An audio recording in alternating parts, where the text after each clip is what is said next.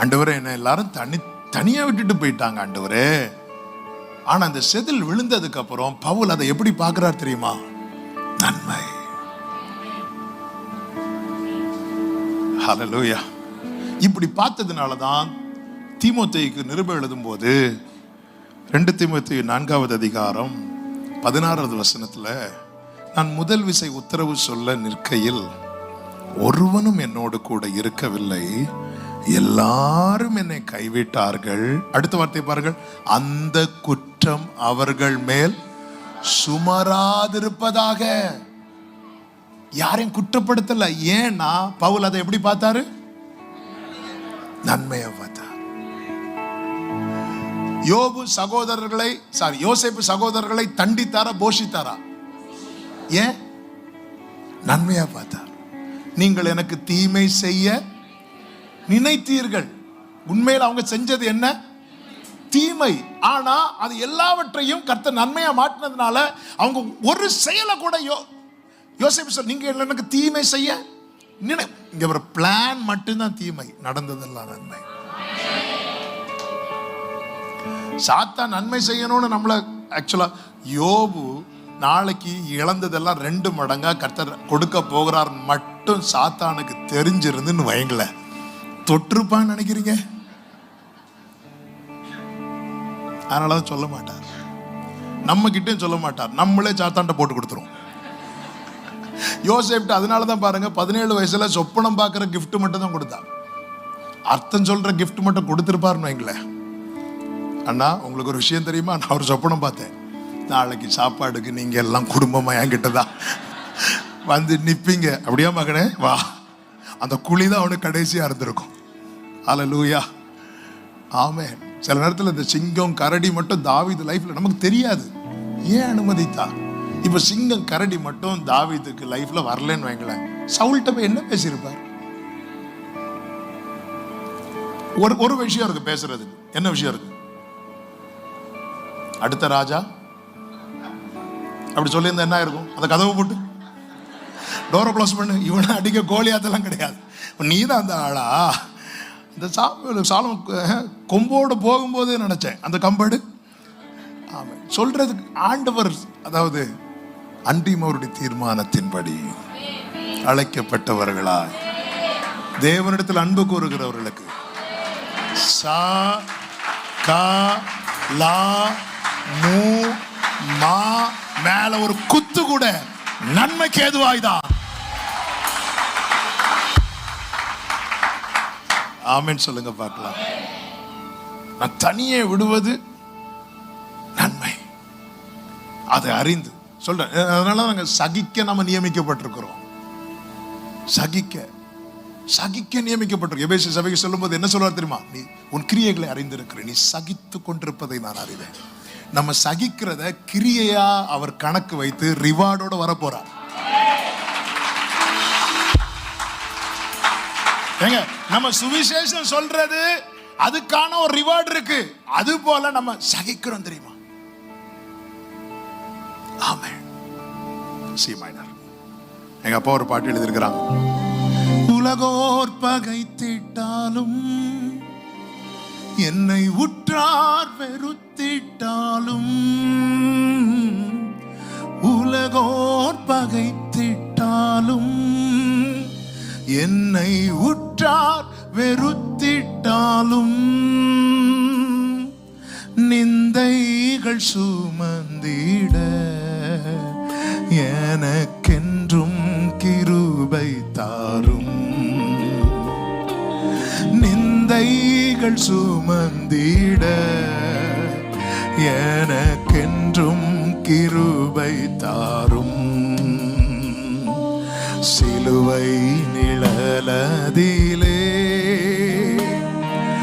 காண்பேன் இளைப்பாறுதல், வானத்திலும் பூவிலும் இயேசு நாமம் அடைக்கலமே, வானத்திலும் பூவிலும் இயேசு நாமம் அடைக்கலம். தமக்கு முன் வைக்கப்பட்டிருக்கும் சந்தோஷத்தின் பொருட்டு அவர் அவமானத்தை எண்ணாமல் சிலுவையை சகித்து இருக்கு. இதுல ஒரு நன்மை இருக்குன்னா சகிப்போம். அதனாலதான் சிறைச்சாலையில யோசேப்பு இருக்கும்போது கர்த்தர் கூடவே இருக்கிறார். அவர் ஃபீல் பண்ணிட்டு தான் இருப்பார், ஆனா சகித்தார். லாசரு வியாதியா இருக்கிறாங்கிற செய்தி வந்த போது கர்த்தர் சகித்தார். அவரும் அழுதார்லாங்க. இயேசு போனது அழுகே மாட்டேன், ஆனாலும் அழுதார். பாத்தீங்களா, அதுதான் இயேசு. கொஞ்ச நேரத்துல என் கண்ணீர் மாற போறது அவருக்கு தெரியும், ஆனா அந்த கொஞ்ச நேரம் அழுதா கூட அவரால் தாங்க முடியாது. ஆமென். அதனாலதான் பவுல் சொல்றார், அந்த குற்றம் அவர்கள் மேல் சுமராது இருப்பதாக. இன்னைக்கு நம்ம அநேகரை குற்றப்படுத்துகிறதுக்கு காரணம் என்ன? ஒரு தேவ பிள்ளை புரிந்து கொள்ள வேண்டும். ஒரு காசுக்கு 2 அடைக்கலாம் குருவி, 2 காசுக்கு 5 அடைக்கலாம் குருவி. அதில் ஒன்றாகிலும் அப்பா சித்தெல்லாம் கீழே விழாது. அடைக்கலாம் குருவி கீழே விழுந்தது வேடனுடைய திட்டப்படி அல்ல. ஆமென். தாவீது சொல்லுகிறார், உங்க சமூகத்தில் அடைக்கலாம் குருவிக்கு வீடு இருக்கு. ஆண்டவர் சொல்ல, அநேக அடைக்கலாம் குருவிகளை பார்க்கிற நீங்க விசேஷித்தவர். உங்க தலையில் உள்ள முடியெல்லாம் எண்ணப்பட்டிருக்கிற அவைகளில் ஒன்றாகிலும் அப்பா சித்தெல்லாம கீழே விழாது. அப்பா அனுமதிச்சிருக்கிறார்னா நன்மை. என்னை இப்படி பார்க்க வைங்க, என்னை இப்படி பார்க்க வைங்கப்பா. 276 பேர் பவுலையும் சேர்த்து கப்பல் பிரயாணம் போய்கொண்டிருக்கும் போது திடீரென்று காற்று பயங்கரமாய் அடிக்குது. பவுல் அந்த இடத்துல நம்பிக்கை இழந்தார். அப்படிதான் சொல்றார், பிழைப்போம் என்கிற நம்பிக்கை எங்களுக்கு போயிட்டு அப்படிங்கிறார். ஆண்டவருடைய பிள்ளைகளுடைய விசேஷம் என்ன தெரியுமா? மற்றவங்களுக்கு ஆண்டவர் பிள்ளைங்களுக்கும் எங்கெல்லாம் நம்பிக்கை இழக்குதோ அந்த இடத்துல வந்துருவார். வார்த்தை வந்துடும். எந்த புயல் அடித்தாலும் ஏர்டெல் சிக்னல் கட் ஆகும், ஜியோ சிக்னல் கட் ஆகும், ஆனா பரலோக சிக்னல் கட் ஆகாது. ஹல்லேலூயா. என்னை ஆட்கொண்டவரும் நான் சேவிக்கிறவரும் வந்து நின்று சொல்லிட்டார். என்ன சொன்னார் தெரியுமா? எனக்கு சொல்லப்பட்ட பிரகாரம் நடக்கும். அது மட்டும் இல்ல, ஒரு தீவில் விழ வேண்டி இருக்கும். ஆமென். ஹல்லேலூயா. ஆண்டவரே, ஏற்கனவே புயல் அடிச்சு கப்பல் டேமேஜ். புயலால கப்பலை மட்டும் தான் டேமேஜ் பண்ண முடியும், நமக்குள்ள இருக்கிற வேர்டை தொடக்கூட முடியாது. ஆனா அது மட்டும் சொல்லல, பவுலே விழுறதுக்கு ரெடி ஆயிக்கும். என்ன அமைதியாயிட்டீங்க? சில பாக்குறீங்க, என் மனசு சொல்லிச்சு 9 மணிக்கு பெயரு உனக்கு 2 பாயிண்ட் போதாதா? இன்னொரு பாயிண்ட் தேவையா? விழுறதுக்கு ரெடி ஆயிக்கும். ஏன் ஆண்டவரை அலோவ் பண்ணீங்க? நான் நினைச்சேன் சத்துரு தான் விழ தள்ளுவான், நான் விழும்படி நீ என்னை தள்ளினாய். கர்த்தரோ, ஆனா கர்த்தர் சொல்றார், பவுலை விழுறதுக்கு நீ ரெடியான மட்டும் போதாது, எல்லாரையும் ரெடி ஆயிக்கும். ஏன்? மெலித்தா தீவு பட்டணமே விழுந்து கிடக்கிறது. அங்கே ஒரு மறைவான வல்லமை எல்லாரையும் பலவீனப்படுத்தி கொண்டிருக்கிறது. அதுதான் சர்ப்பத்தின் வல்லமை. அவன் ஏன் இந்த பவுலை விழ வச்சார் தெரியுமா? அதை மேற்கொள்ளுகிற கிருபையை இவனுக்குள்ளதான் வச்சிருக்கிறான். உனக்குள்ள தேவன் வைத்திருக்கிற கிருபை உனக்கு தெரியாது. அதனாலதான் தேவன் நடத்துகிற பாதை நமக்கு புரியாததா இருக்கிறது. ஹல்லேலூயா. சில இடத்துல ஆண்டவர் நமக்கு தெரியாதுங்க, என்ன ஏன் ஆண்டவர் இங்க கொண்டு வந்தீங்க புரியாது நமக்கு. உனக்குள்ள தேவன் வைத்திருக்கிற கிருபை, உனக்குள்ள தேவன் வைத்திருக்கிற அபிஷேகம், உன்னை குறித்த தேவ திட்டம் உனக்கு புரியாது. யோசேப்பே, உன்னை குறித்த திட்டம் என்ன தெரியுமா? ஒரு முழு தேசத்துக்கு ஒன்னாலதான் ஆகாரம் கிடைக்க போகுது. அந்த 12 சகோதரர்கள் அவரை தானே விழ வச்சார் குழியில. ஆமென். ஹல்லேலூயா. அதனாலதான் தேவ பிள்ளை சொல்லணும், ஏ சத்துருவே, எனக்கு விரோதமாய் சந்தோஷப்படாதே, நான் விழுந்தாலும் glory. நல்ல கையை தட்டி ராமா மா சானா லா ரா காரா, நான் விழுந்தாலும் எழும்புவேன். ஹல்லேலூயா. நீ நல்லவர், சர்வ வல்லவர், உம்மை போல் ஹalleluya ஹalleluya ஹalleluya ஹalleluya. விழுறாங்க. மெலித்தாய்ங்கிற தீவுல விழுந்தாங்க. தீவுல, அதாவது ஒரு தீவுல விழ வேண்டி இருக்கும்னு சொல்லிட்டு பவுல் சாப்பிடுறாரு.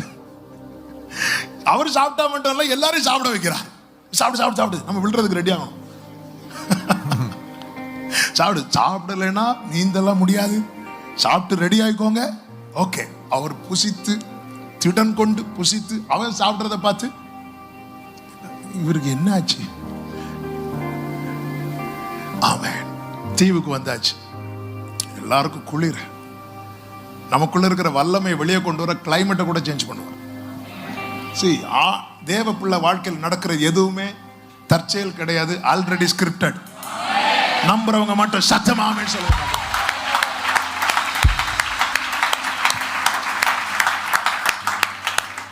எல்லாரும் விறகு தூக்கி போடுறாங்க. பவுல் விறகு தூக்குறார்.